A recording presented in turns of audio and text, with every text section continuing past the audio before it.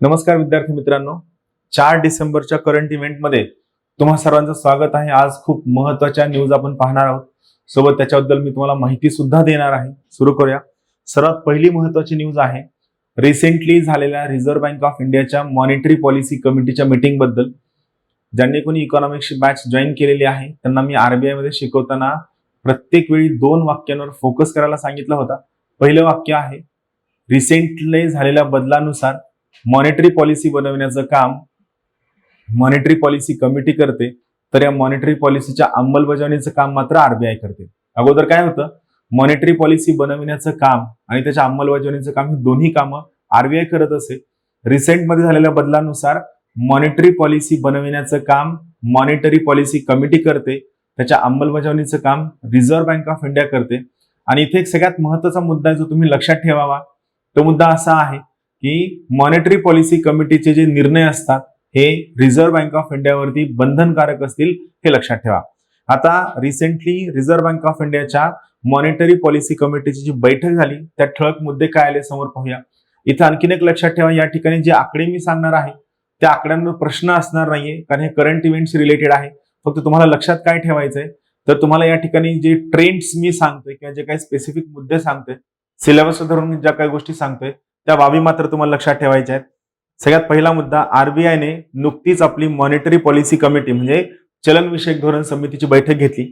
मग या बैठकीचा सगळ्यात पहिला मुद्दा काय आहे, तर या बैठकीत रिझर्व्ह बँकेने रेपो दर हा 4% कायम ठेवला आहे। आता सगळ्यात महत्त्वाचा मुद्दा, रेपो दर काय आहे, याला आपण रेपो रेट असं म्हणतो। याचा सुद्धा कन्सेप्ट मी आपल्या इकॉनॉमिक्सच्या बॅच मध्ये शिकवलेला आहे, डिटेलमध्ये घेतलेला आहे, फक्त इथे सांगतो। फक्त 2 वाक्यात डेफिनेशन लक्षात ठेवा। ज्या रेटने ज्या दराने रिझर्व्ह बँक ऑफ इंडिया ही व्यापारी बँकांना शॉर्ट टर्म लघुकालीन कर्ज देते त्याला आपण रेपो रेट असं म्हणतो। हा रेपो रेट कधी कधी एका दिवसासाठी असतो। जेव्हा हे कर्ज एका दिवसासाठी असतं तेव्हा हे कर्ज देताना जो रेट लावला जातो त्याला आपण ओव्हरनाईट रेपो असं म्हणतो। तर जेव्हा हे कर्ज 2 दिवस ते 56 दिवस या कालावधीसाठी दिलं जातं याला आपण टर्म रेपो रेट असं म्हणतो। लक्षात ठेवा, कालावधीनुसार जेव्हा रिझर्व्ह बँक ऑफ इंडियाने कमर्शियल बँकांना एका दिवसासाठी 24 तासांसाठी कर्ज दिलेलं असेल त्याला आपण ओव्हरनाईट रेपो असं म्हणतो, व जेव्हा हे सेम कर्ज 2 दिवस ते 56 दिवस यासाठी दिलेलं असतं त्याला आपण टर्म रेपो असं म्हणतो।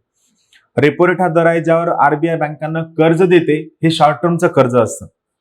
दुसरा महत्त्वाचा फरक हा आहे, लक्षात ठेवा, रिव्हर्स रेपो रेट हा 3.35 वर सुरू ठेवला जाईल। मग रिव्हर्स रेपो काय आहे, तर लक्षात ठेवा, ज्या रेटने व्यापारी बँका आरबीआयला कर्ज देतात शॉर्ट टर्म साठी त्याला आपण रिव्हर्स रेपो रेट असं म्हणतो। फरक लक्षात घ्या, रेपो रेट मध्ये आरबीआय व्यापारी बँकांना कर्ज देते, रिव्हर्स रेपो रेट मध्ये व्यापारी बँका आरबीआयला कर्ज देतात। मग तुम्हाला प्रश्न पडला असेल की आरबीआयचं स्वतःची पैसे छापायची मशीन आहे, मग आरबीआयला कर्जाची का गरज पडते, तर लक्षात ठेवा, कोणत्याही परिस्थितीमध्ये नवीन पैसे छापणं हे आरबीआयचं धोरण नाही। नवीन पैसे छापले किंवा मार्केटमध्ये पैशांची क्वांटिटी वाढली तर याचे सगळ्यात पहिले 2 महत्त्वाचे नुकसान होतात। पहिलं महत्त्वाचं नुकसान आहे महागाई वाढते, दुसरं महत्त्वाचं नुकसान आहे मार्केटमध्ये पैसे छापल्यामुळं प्रिंट केल्यामुळं मार्केटमध्ये पैशांची चलनाची क्वांटिटी वाढते आणि ज्याची क्वांटिटी वाढते त्याचं मूल्य ऑटोमॅटिकली कमी होतं।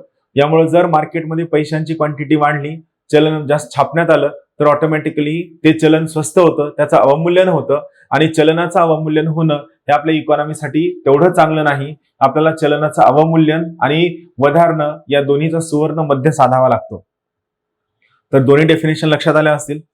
आता मॉनिटरी पॉलिसी कमिटीच्या बैठकीचे मुख्य मुद्दे काय आहेत, तर या बैठकीमध्ये असा निष्कर्ष केला गेला आहे की आर्थिक धोरणांची जी वातानुकूलित भूमिका आहे, वातानुकूलित म्हणजे काय, सध्या जी स्टेबिलिटी ठेवण्याची भूमिका आहे ही सुरू राहणार आहे। कोरोनाच्या काळामध्ये जेव्हा सगळ्या इंडस्ट्रियल गोष्टींचं कॉन्ट्रॅक्शन झालेलं आहे, इकॉनॉमी मंदीच्या दृष्टीने जात आहे, तरीही आरबीआयची जी वातानुकूलित धोरण आहे ते कंटिन्यू राहणार आहे।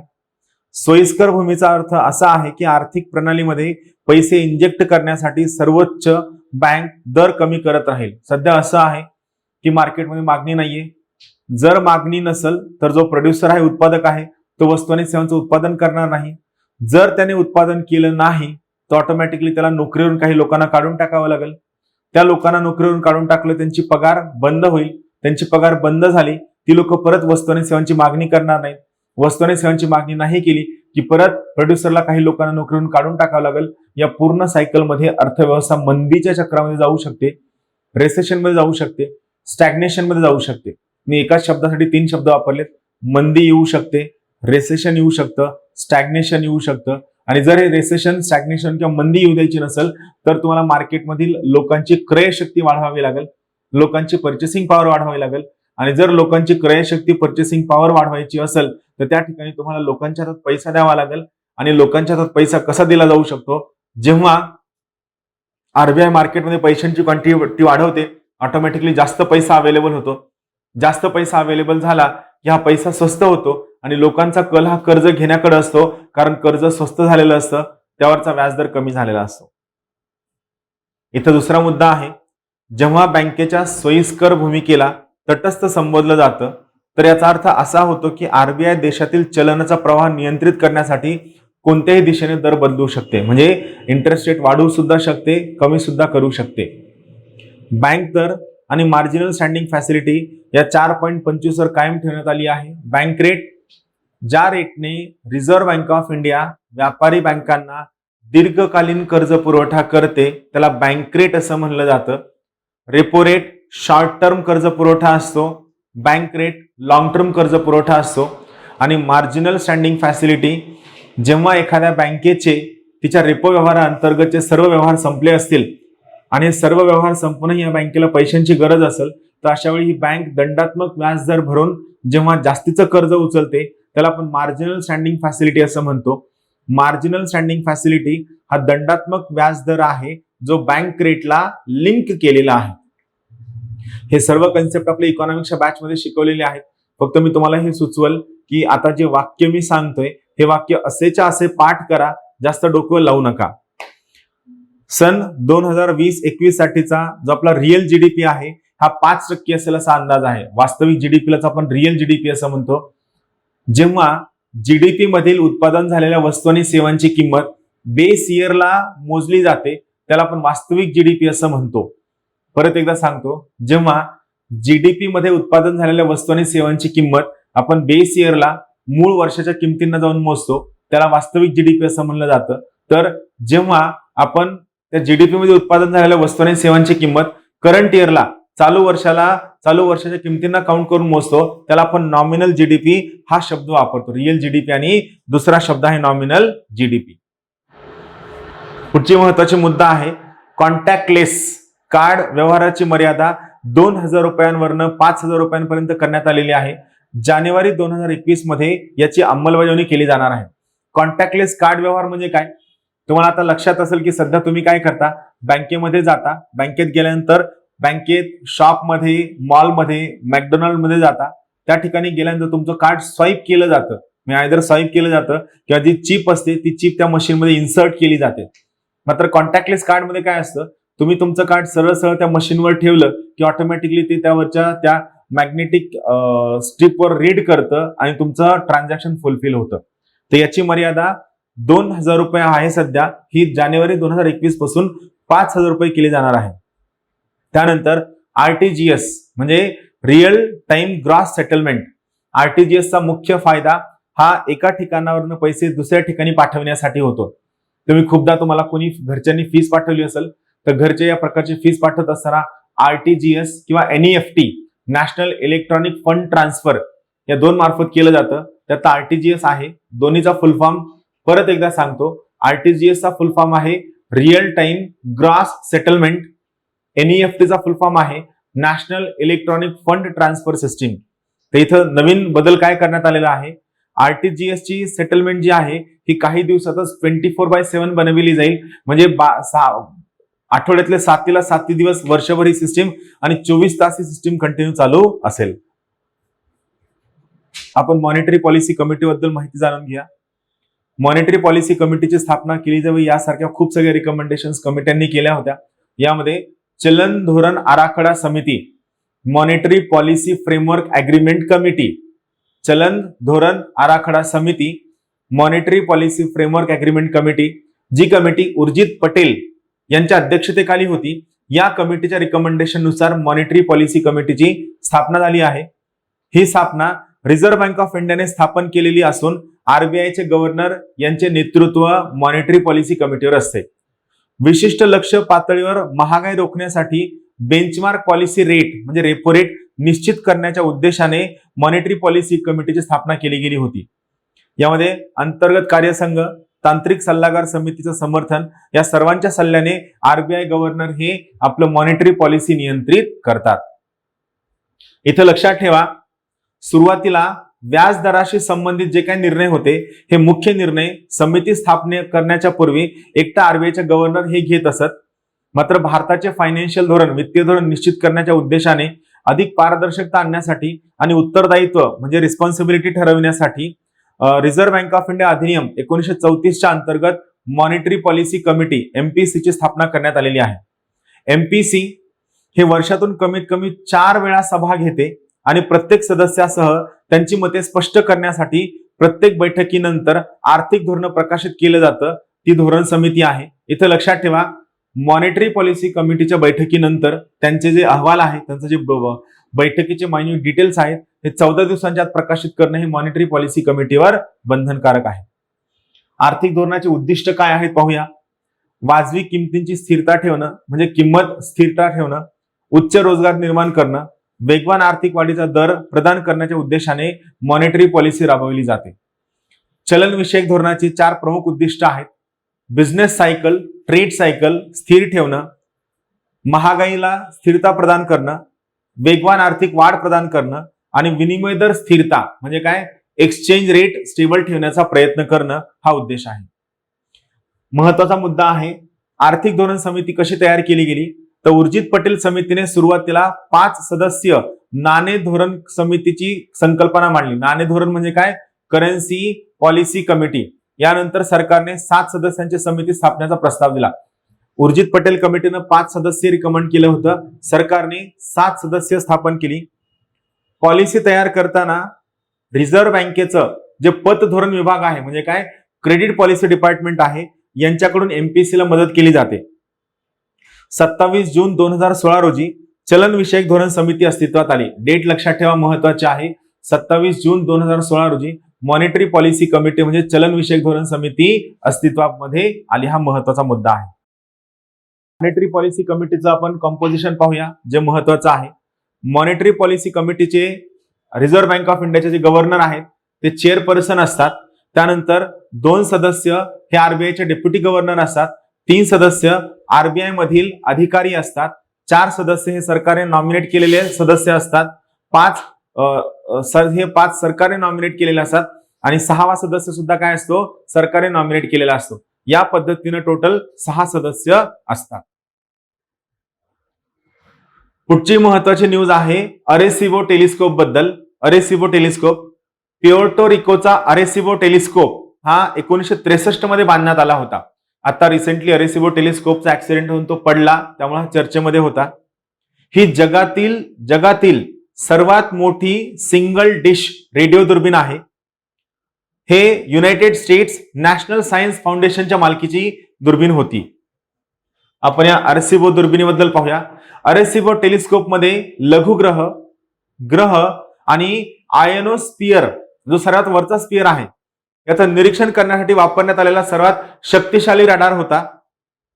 दुर्बिणीने दूरच्या आकाशगंगेतील पहिले एक्झो प्लॅनेट्स, आपल्या आकाशगंगेच्या बाहेर जे प्लॅनेट आपल्याला दिसतात त्या आपण एक्झो प्लॅनेट असं म्हणतो, एक्झो प्लॅनेट्स. त्यानंतर प्रीबायोटिक रेणू आणि प्रथम मिलीसेकंद पल्सर शोधला आहे. हा जो दुसरा मुद्दा आहे हा सगळ्यात महत्वाचा आहे. हे या अरेसिबो टेलिस्कोपने लावलेला शोध आहे. परत एकदा सांगतो, या दुर्बिणीने दूरच्या आकाशगंगेतील पहिले एक्झो प्लॅनेट्स, त्यानंतर प्रीबायोटिक रेणू आणि प्रथम मिलीसेकंद पल्सर शोधला आहे. प्रीबायोटिक रेणू हे असे पदार्थ आहेत ज्यामुळे जीवनाची उत्पत्ती होते, म्हणजे ज्यापासून मानवाची किंवा पृथ्वीवरील सध्याच्या सजीव सृष्टीची निर्मिती झाली त्यांना आपण प्रीबायोटिक रेणू असं म्हणतो. त्या प्रीबायोटिक रेणूची शोध कुठं असणारे प्रीबायोटिक रेणू, एक्झो प्लॅनेट्स मध्ये असणारे प्रीबायोटिक रेणूचा शोध या अरेसिबो टेलिस्कोपने लावलेला आहे. इथं लक्षात ठेवा, दुर्बिणी संबंधी जीवनाच्या शोधात टेलिस्कोपने हब म्हणून काम केले होते. पृथ्वीवरील दिशेने जाणाऱ्या किलर ऍस्ट्रॉइडचा मागोवा घेण्यात मोठी भूमिका होती. 1993 मध्ये जोसेफ टेलर आणि रसेल हल्से या शास्त्रज्ञांना भौतिक शास्त्रज्ञातील नोबेल पारितोषिक देऊन गौरविण्यात आले होते. इथं लक्षात ठेवा, वेधशाळेच्या मदतीने त्यांनी बायनरी पल्सरचे निरीक्षण केले होते. गुरुत्वीय लहरींच्या अस्तित्वाचा हा पहिला पुरावा होता. मी तुम्हाला होमवर्क देतो, खास करून ज्यांचं सायन्सचं बॅकग्राऊंड चांगलं आहे. बायनरी पल्सर्स म्हणजे काय हे शोधा आणि याच्याबद्दल तुम्ही जेवढी माहिती शक्य असेल तेवढी आपल्या युट्यूबच्या चॅनलला टाका. तुमची उत्तरं टाकण्याची फ्रिक्वेन्सी कमी झालेली आहे. जोपर्यंत तुम्ही उत्तर टाकत नाही तोपर्यंत आपलं युट्यूबचं करंट इव्हेंटचं सेक्शन हे विकिपीडिया होणार नाही. म्हणून बायनरी पल्सर्स म्हणजे काय याबद्दल तुम्ही माहिती टाकावी. त्यानंतर पुढची महत्वाची न्यूज आहे विमानं आणि ड्रोन यांच्यामध्ये असणाऱ्या ट्रॅफिक मॅनेजमेंटच्या व्यवस्थापनाबद्दल. राष्ट्रीय मानवरहित विमान, ज्याला आपण ड्रोन असं म्हणतो, वाहतूक व्यवस्थापन धोरणाचा ड्राफ्ट सध्या आलेला आहे. यावर राज्यसेवा मुख्यमध्ये आणि युपीएससी मुख्यमध्ये नक्की प्रश्न विचारला जाऊ शकतो. यालाच आपण इंग्लिशमध्ये national unmanned aircraft system traffic management policy आहे. म्हणजे विमानं उडत असताना त्या ठिकाणी जर ड्रोन आलं तर त्याबद्दल काय भूमिका असावी. खूपदा असं झालेलं आहे की एखाद्या एअरपोर्टवर विमान उडत असताना त्या ठिकाणी ड्रोन आल्यानंतर त्या विमानाला इमर्जन्सी लँडिंग करावी लागली आणि यामध्ये अपघात होण्याचे चान्सेस जास्त असतात. त्याबद्दलची ही न्यूज आहे. इथं पाहूया आपण, राष्ट्रीय मानवरहित विमान वाहतूक व्यवस्थापन धोरणाच्या मसुद्यात मानवविरहित विमान जे दोन प्रकारचं असतं, शेड्युल्ड असतं आणि नॉन शेड्युल्ड एअरक्राफ्ट असतं, त्या विमानाच्या बरोबर उड्डाण करण्यासाठी ड्रोन वापरणे आहे. ड्रोन पाहिल्यानंतर लवकरच विमानतळाचं कामकाज बंद केल्याच्या अनेक घटनांच्या पार्श्वभूमीवर हे धोरण प्रस्तावित आहे. उच्च सुरक्षा विमानाच्या सुरक्षिततेची देखभाल सुनिश्चित करताना सध्याची जी एअर ट्रॅफिक मॅनेजमेंट सिस्टीम आहे यामध्ये ड्रोन ऑपरेशन्स एकत्रित करण्याचं धोरणामध्ये महत्वाचं उद्दिष्ट ठेवलेलं आहे. याची उद्दिष्ट काय आहेत? या मानवविरहित विमान परिचालन परिस्थिती देशात सक्षम कशी करावी हे निश्चित करणं हे या धोरणाचं मुख्य उद्दिष्ट आहे. त्यानंतर या धोरणामध्ये या धोरणामधील जे स्टँडर्ड हे मानवरहित विमान परिचालन परिस्थिती ओळखली गेली आहे. हे धोरण मुख्यतः भूपातळीपासून 2000 फूट खाली कार्यरत मानवरहित विमानांवर केंद्रित आहे. 2000 फुटांपर्यंत. इथं एक डिजिटल स्काय प्लॅटफॉर्म असणार आहे. ते काय आहे तर हे व्यासपीठ भारतातील मानवरहित विमान प्रणालीचे केंद्र असणार आहे. हे रिअल टाइम मध्ये त्या भागधारकांचे म्हणजे स्टेक होल्डरचे कॅलिब्रेट करण्यासाठी केंद्रीकृत, अखंड आणि स्वयंचलित नियामक असं वातावरण तयार करते. पुढचा मुद्दा आहे हे संपूर्ण देशासाठी मानवरहित विमान प्रणाली वाहतूक व्यवस्थापन प्रदान करेल. तसेच सर्व फ्लाईट लॉग आणि फ्लाईट परवानग्यांसाठी केंद्रीय डेटा संग्रह म्हणून सुद्धा हे कार्य करणार आहे. त्यानंतर पुढची महत्वाची न्यूज परत एकदा आहे व्हर्च्युअल करन्सी म्हणजे क्रिप्टो करन्सी बद्दल. बिटकॉइन आपण पाहितलं, त्यानंतर दुसरी आपण पाहितली कोणती, तुम्हाला जस्ट 2-3 दिवसांपूर्वी शिकवलेली आहे. होमवर्क मध्ये परत तुम्ही टाका. आपण रिसेंट मध्ये कोणत्या क्रिप्टो करन्सी बद्दल, कोणत्या व्हर्च्युअल करन्सी बद्दल शिकलो. आज आपण तिसरी क्रिप्टो करन्सी शिकणार आहोत. त्या करन्सीचं नाव आहे डायम. डायम म्हणजे काय आहे तर डायम हा शब्द बेसिकली लॅटिन भाषेमधून घेतलेला आहे. डायम हा एक लॅटिन शब्द आहे ज्याचा अर्थ दिवस असा होतो. दिवस म्हणजे डायम. डायम हे एक स्टेबल करन्सी आहे, स्थिर नाणं आहे. इथं लक्षात घ्या, इतर क्रिप्टो करन्सीपेक्षा हे भिन्न आहे. डायम परवानगी ब्लॉकचेन वापरण्यासाठी आहे. बाकीच्या ज्या 2 क्रिप्टो करन्सीज आहेत त्यामध्ये ब्लॉकचेन वापरत असताना, नवीन बिटकॉइन बनवत असताना कुणाची परवानगी घेण्याची गरज नाही. डायम मध्ये मात्र तुम्हाला परवानगी घ्यावी लागते. त्याच्या आधारावरच तुम्ही डायम क्रिप्टो करन्सीमध्ये एंट्री करू शकता. इतर क्रिप्टो करन्सीज पैकी बहुतेक परमिशन लेस ब्लॉकचेन वापरतात. या ठिकाणी मात्र तुम्हाला परमिशन असणारी ब्लॉकचेन वापरावी लागेल. पारंपरिक सरकारद्वारे चालविल्या जाणाऱ्या पारंपरिक वित्तीय यंत्रणांना धोका निर्माण होण्याची शक्यता असल्यामुळे यावर टीका झाली आहे. ज्यामुळे आर्थिक स्थिरता वाढेल व गोपनीयतेचा धोका निर्माण होऊ शकतो असं त्यांचं म्हणणं आहे.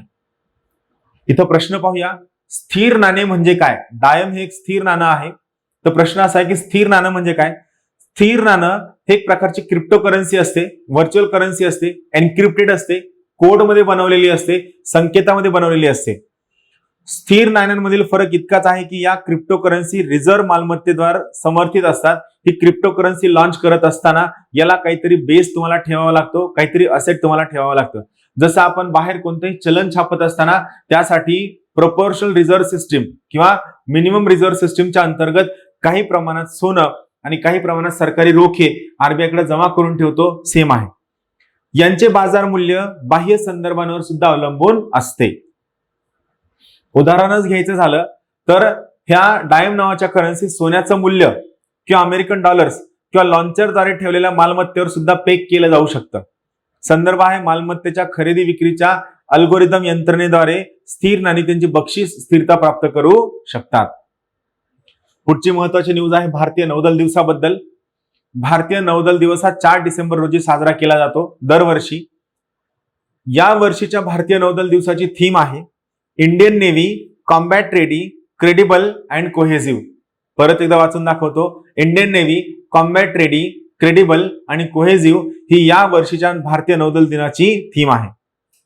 थीम काय सांगते तर भारतीय नौदल दिनाची थीम हा संदेश पाठवते की भारत हा हिंद महासागर प्रदेशातील चीनी लोकांच्या हालचाली उत्सुकतेने पाहत आहे आणि भारतीय नौदल चीनी सैन्याशी कधीही सामना करण्यासाठी तयार आहे. या संदेशात पाकिस्तानी सैन्याला सुद्धा इशारा देण्यात आलेला आहे. इथं लक्षात ठेवा ऑपरेशन ट्रायडंटच्या स्मरणार्थ प्रत्येक वर्षी भारतीय नौदल दिवस साजरा केला जातो. परत तुम्हाला एक महत्वाचा होमवर्क देतो. ऑपरेशन ट्रायडंट म्हणजे काय शोधायचंय, तुम्हाला विकिपीडियामधून शोधायचंय आणि याच्याबद्दलचा होमवर्कचा डेटा तुम्हाला आपल्या युट्यूबच्या कमेंट बॉक्समध्ये टाकायचा आहे. ऑपरेशन ट्रायडंट म्हणजे काय. 1971च्या भारत पाकिस्तान युद्धाच्या वेळी कराची हार्बरवर हल्ला करण्यासाठी भारतीय नौदलाने ही कारवाई सुरू केली होती. भारतीय नौदलाबद्दल माहिती जाणून घेऊया. भारताचे राष्ट्रपती हे भारतीय नौदलाचे सर्वोच्च कमांडर असतात. भारतीय नौदलाच्या प्रमुखपदी 4 स्टार ऍडमिरलची नेमणूक केली जाते आणि ते नौदलास आज्ञा देतात. 4 स्टार ऍडमिरलची नेमणूक केली जाते आणि ते नौदलास आज्ञा देतात. भारतीय नौदलाची स्थापना ब्रिटिश व्यापारी जहाजांच्या संरक्षणासाठी 1612 मध्ये केली गेली. मुद्दा लक्षात ठेवा. भारताचं सध्याचं जे आरमार आहे हे आज मॉडर्न जरी असलं तरी याच्या उभा करण्यामागचं कारण वेगळं आहे. जे जुनं कारण आहे वसाहतवादी कारण आहे. भारतीय नौदलाची स्थापना ब्रिटिश व्यापारी जहाजांच्या संरक्षणासाठी 1612 मध्ये केली गेली आहे. ऑपरेशन ट्रायडंट मी तुम्हाला सांगतो काय आहे तर ऑपरेशन ट्रायडंट का सुरू करण्यात आलं. 3 डिसेंबर 1971 रोजी संध्याकाळी पाकिस्तानने भारतीय हवाई तळावर हल्ला केला. त्यानंतर हल्ल्याला प्रत्युत्तर म्हणून भारतीय संरक्षण दलाने ऑपरेशन ट्रायडंट सुरू केलं. निर्घात, निपत, वीर नाव लक्षात ठेवा. निर्घात, निपत, वीर या 3 हाय स्पीड क्षेपणास्त्र बोटी कराची बंदराकडे रवाना करण्यात आल्या. भारत अमेरिका वैयक्तिक मालमत्ता सहयोगावर सहकार्य करेल याबद्दलची महत्वाची न्यूज आहे. बौद्धिक संपत्तीबद्दल भारत आणि अमेरिका यांच्यामध्ये महत्वाचा करार झालेला आहे. भारत आणि अमेरिकेने बौद्धिक संपत्ती सहकार्यावर सामंजस्य करार केला आहे. उद्योग आणि त्याच्या अंतर्गत व्यापार संवर्धन विभाग, त्यानंतर वाणिज्य व उद्योग मंत्रालयाने US पेटंट आणि ट्रेडमार्क कार्यालय आणि अमेरिकेच्या वाणिज्य विभाग यांच्याशी सामंजस्य करार केलेला आहे. इथं लक्षात ठेवा केंद्रीय मंत्रिमंडळाने यावर्षी 1 फेब्रुवारी रोजी झालेल्या बैठकीत इंटेलेक्च्युअल प्रॉपर्टी सहकार्याच्या क्षेत्रात USPTO United states patent trade office बरोबर सामंजस्य करार करण्यास मान्यता दिली. या सामंजस्य कराराचे उद्दिष्ट दोन्ही देशांमधील इंटेलेक्च्युअल प्रॉपर्टीजच्या बाबतीत सहकार्य वाढविणे आहे. इंटेलेक्च्युअल प्रॉपर्टीवर लोकांमध्ये उद्योग, विद्यापीठ, संशोधन व विकास संस्था आणि लघु व मध्यम आकाराचे उद्योग यांच्यात आणि त्यातील उत्तम प्रथा, अनुभव आणि ज्ञान यांची देवाणघेवाण आणि प्रसार सुलभ करणं हा महत्वाचा उद्दिष्ट आहे. त्यानंतर पुढची महत्वाची न्यूज आहे एका अत्यंत महत्वाच्या योजनेबद्दल. त्या योजनेचं नाव आहे स्वास्थ्य साथी योजना. इथं लक्षात घ्या ही स्वास्थ्य साथी योजना ही पश्चिम बंगालची आरोग्य विमा योजना आहे. पहिला मुद्दा 2016 मध्ये सुरू करण्यात आली होती आणि आता राज्याच्या संपूर्ण लोकसंख्येचा विस्तार करण्यासाठी या आरोग्य विमा योजनेचा विस्तार करण्यात आला आहे. हे दुय्यम आणि तृतीय म्हणजे काय सेकंडरी आणि टर्शरी सेवांसाठी प्रत्येक कुटुंबासाठी वर्षाकाठी 5 लाख रुपये मूलभूत आरोग्य कवच प्रदान करते. इथं लक्षात ठेवा सरकारी व खासगी रुग्णालये या योजनेचा एक भाग आहेत. या योजनेअंतर्गत हे कार्ड कुटुंबातील महिला पालकांना दिले जाते. मग या योजनेमध्ये नवीन बदल काय करण्यात आले आहेत ज्यामुळे आपण ही योजना शिकत आहोत तर पहा राज्यातील प्रत्येक नागरिकाचा आणि प्रत्येक कुटुंबाचा त्यांच्या वयोगटाचा विचार न करता या स्वास्थ्य साथी योजनेमध्ये समावेश केला आहे। या योजनेला पश्चिम बंगाल राज्य सरकार पूर्णतः वित्त सहाय्य देणार आहे। इथे एक महत्त्वाचा मुद्दा लक्षात ठेवा, या योजनेच्या अंतर्गत लाभ मिळविण्यासाठी ही योजना राज्यातील प्रत्येक कुटुंबाला स्मार्ट कार्ड देईल। स्मार्ट कार्ड हे कुटुंबातील महिला सदस्यांच्या नावे देण्यात येतील। सर्व खासगी राज्य शासकीय रुग्णालये या योजनेच्या अंतर्गत आणले जातील। पुढची एक महत्त्वाची न्यूज आहे, ती न्यूज आहे पोलीस स्टेशनच्या वार्षिक रँकिंग बद्दल।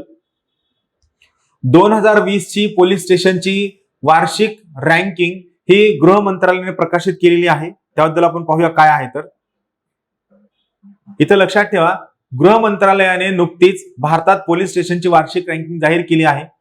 2015 पासून या प्रकारची वार्षिक रँकिंग केली जाते। मणिपूरच्या थोरबल जिल्ह्यातील, लक्षात ठेवा, नोंगपोक सेकमई, मणिपूर थोरबल जिल्हा नोंगपोक सेकमई या पोलीस स्टेशनला देशातील सर्वोत्कृष्ट कामगिरी करणारं पोलीस स्टेशन म्हणून गौरविण्यात आलं आहे। त्यानंतर तमिळनाडूच्या सालेम शहरातील सूरमंगलमच्या ऑल महिला पोलीस स्टेशनला, लक्षात ठेवा, UPSC साठी खूप महत्वाची केस स्टडी होऊ शकते। तमिळनाडूच्या सालेम शहरातील सूरमंगलमच्या ऑल महिला पोलीस स्टेशनला दुसऱ्या क्रमांकावर स्थान देण्यात आलं आहे। तर अरुणाचल प्रदेशच्या चांगलांग जिल्ह्यातील खरसांग पोलीस स्टेशनला तिसऱ्या क्रमांकाचं स्थान मिळालेलं आहे। त्यानंतर पुढची महत्वाची न्यूज पर्यावरणाबद्दल आहे। भारतीय पिकॉक सॉफ्ट शेल कासव नेमकं काय आहे? भारतीय पिकॉक सॉफ्ट शेल कासव, भारतीय पिकॉक सॉफ्ट शेल टर्टल नीलसोनिया हुरम ही कासव ही एक महत्वाची प्रजाती आहे जी साऊथ एशियात, दक्षिण आशियात आढळते। ही एक असुरक्षित प्रजाती आहे आणि international union for conservation of नेचरच्या रेड लिस्ट मध्ये सूचीबद्ध आहे। भारतीय वन्यजीव संरक्षण अधिनियम, wildlife protection of India act 1972 मध्ये त्याला सर्वोच्च संरक्षण दिलेलं आहे। गुवाहाटी आधारित संवर्धन संस्थेने हेल्प अर्थ या संस्थेच्या अहवालानुसार कासवांच्या 29 प्रजातींची नोंद भारतात झाली असून त्यापैकी 20 आसाममध्ये आढळून आलेल्या आहेत। त्यानंतर पुढची महत्वाची न्यूज तंत्रज्ञानाबद्दल आहे, ART पार्क बद्दल। बंगळुरूमध्ये कृत्रिम बुद्धिमत्ता आणि robotics, artificial intelligence and robotic technology park उभारला गेला आहे। ही एक नॉट फॉर प्रॉफिट पायाभूत संस्था आहे। Indian institute of science Bengaluru यांनी पब्लिक प्रायव्हेट पार्टनरशिप मॉडेल, सार्वजनिक खासगी भागीदारी मॉडेलमध्ये स्थापित केलेली आहे। हे डेटा सेटू विकसित करेल जे डेटाचं समाईकरण म्हणजे सर्वांना उपलब्ध करणं आणि पर्यावरणास अनुकूल करणारी पर्यावरण शास्त्र विकसित करेल। पुढची महत्वाची न्यूज इकॉनॉमी बद्दल आहे, मुनी बॉन्ड्स बद्दल। लखनौ महानगरपालिकेने मुनी बॉन्ड्स जाहीर केलेले आहेत। याची नोंद बॉम्बे स्टॉक एक्सचेंजवर झालेली आहे। इथं लक्षात ठेवा, नगरपालिका बॉन्डद्वारे भांडवल उभे करणारे लखनौ हे देशातील 9वं शहर आहे, 9वी स्थानिक स्वराज्य संस्था आहे। अशा बॉन्डचा वापर करून उभा केलेला पैसा सामान्यतः रस्ते, पाणी आणि गृहनिर्माण सारख्या इन्फ्रास्ट्रक्चर प्रकल्पांसाठी वापरला जातो। सेबीने मुनी बॉन्डच्या माध्यमातून भांडवल वाढवण्याची चौकट घोषित केलेली आहे। बॉन्ड काय आहे तर इकॉनॉमिक्सच्या बॅच मध्ये मी शिकवलेलं आहे। बॉन्ड हे कर्जाचं साधन आहे ज्या मार्फत कर्ज उभं केलं जातं। डिबेंचर काय आहे तर डिबेंचर सुद्धा कर्जाचं साधन आहे। शेअर्स काय आहेत तर शेअर्स मात्र मालकीचे साधन आहे, लक्षात ठेवा। पुढची महत्वाची न्यूज एरिक्सन बद्दल आहे। एरिक्सन या टेलिकम्युनिकेशन कंपनीने भारताबद्दलचा एरिक्सन मोबिलिटी रिपोर्ट 2020 प्रकाशित केलेला आहे। काही महत्वाचे इंटरेस्टिंग फॅक्ट आपण समजून घेऊया। या अहवालानुसार दर 10 स्मार्टफोन मागे दरमहा सरासरी मोबाईल डेटा रहदारी असणारा भारत 2026 पर्यंत 350 मिलियन वर्ग 5G वर्गात ओलांडेल असा अंदाज आहे, असं या स्वीडिश टेलिकॉम उपकरण निर्माता कंपनीने म्हणलं आहे। पुढची महत्वाची न्यूज ही 3RF फ्रेमवर्क बद्दल आहे। 3RF फ्रेमवर्क म्हणजे काय तर 3RF फ्रेमवर्क हे बैरूत मध्ये झालेल्या बॉम्बस्फोटानंतर, ऍक्च्युअली तो बॉम्बस्फोट नव्हता, त्या ठिकाणी एका गोडाऊन मध्ये स्टोअर केलेलं जे अमोनियम नायट्रेट आहे त्या अमोनियम नायट्रेटचा स्फोट झाल्यामुळे होता। तर त्याच्यानंतर 3RF फ्रेमवर्क चर्चेमध्ये आलं। 3RF फ्रेमवर्क म्हणजे रिफॉर्म, रिकव्हरी आणि reconstruction framework, reform, recovery and reconstruction framework, हे बैरूतचं पुनरुज्जीवन करण्यासाठी संयुक्त राष्ट्रांनी सुरू केलं होतं. ही चौकट संयुक्त राष्ट्र, जागतिक बँक आणि युरोपियन युनियनने तयार केलेली आहे. बैरूतमध्ये स्फोट का झाला होता? 4 ऑगस्ट 2020 रोजी लेबनॉनची राजधानी बैरूत येथे झालेल्या प्राणघातक स्फोटात 200हून अधिक लोक ठार झाले होते आणि 10 लाख लोक बेघर झाले होते. या पार्श्वभूमीवर आणि कोविड-19च्या पार्श्वभूमीवर लेबनॉनचे पंतप्रधान हसन डायब यांनी राजीनामा दिला होता. गोदामात साठवलेल्या अमोनियम नायट्रेटमुळे हा स्फोट झाला होता.